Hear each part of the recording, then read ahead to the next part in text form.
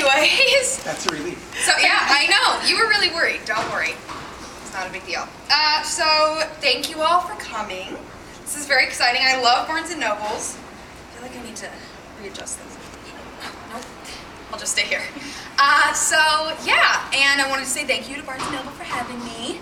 I'm very excited to be in New Jersey. This is only my second time, so woohoo. And yay, found my pen. This is kind of what I'm like all the time. Sorry, guys. And yeah, so I was just going to do a short reading from the book. And then I will answer questions if you have any. So be thinking on those while I read a small passage. And then we can sign some books. And it'll be exciting. Yay! All right. You guys are a quiet crowd. All right, so this is just in chapter 1. Not much you need to know to understand this reading. So, for those of you who have heard this, I apologize.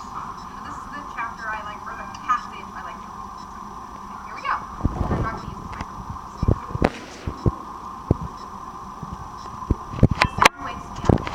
I'm not sure what time it is when I hear it. Hear them. Footsteps coming from the floor above us. I wasn't sleeping all that soundly anyway. Usually when I fall asleep after reading Pride and Prejudice, I dream about Mr. Darcy. But tonight I was having really weird dreams. I saw a little girl crying in the corner of a bathroom. But no matter what I said or did, the tears kept flowing. I tried to put my arms around her. She was always just out of reach, even when I was right beside her. What the freak? I whispered, rolling over and reaching for Oscar. Dog scaring is supposed to be really good, so if he doesn't hear anything, this is definitely just my imagination, right? But Oscar is not in bed anymore, and it's pitch-dark here, so I can't see where he is. Can't be that far away, though, because I can smell the wet dog smell of his fur, which hasn't fully dried since we got here. Suddenly, the footsteps stop. Ah! I whisper, gently shaking her shoulder. Ah, did you hear that? She answers, her voice thick with sleep. She was really tired after having driven so far. I should let her sleep. Then the footsteps start again. Oh gosh. Maybe this house doesn't feel creepy because it's been empty for months.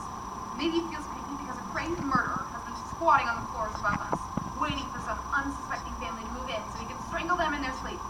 My heart is pounding, and I take deep breaths, trying to slow it, but it just gets faster. Footsteps don't sound like a crazed murderer, though. They sound light, kind of playful, kind of like a child is skipping through the roots above us. Ah! I repeat, more urgently this time. Maybe there really is a kid up there. Maybe he or she got lost or ran away from home. What is it? Mom asks sleepily. Do you hear that? I ask. Hear what? Those footsteps! All I hear is your voice keeping me awake, she says, but I can tell she's smiling.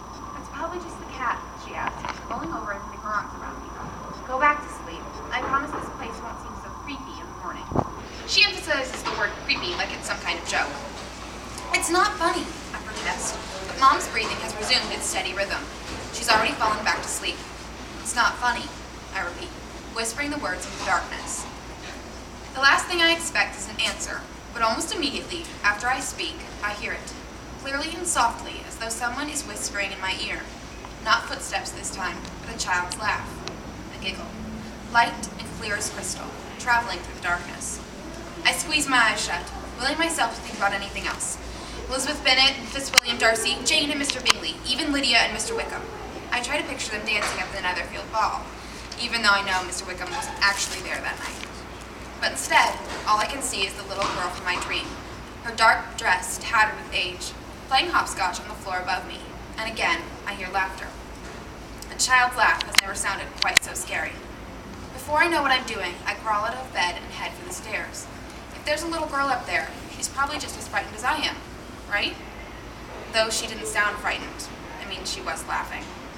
I place my foot on the bottom step and look up. There's nothing but darkness above me.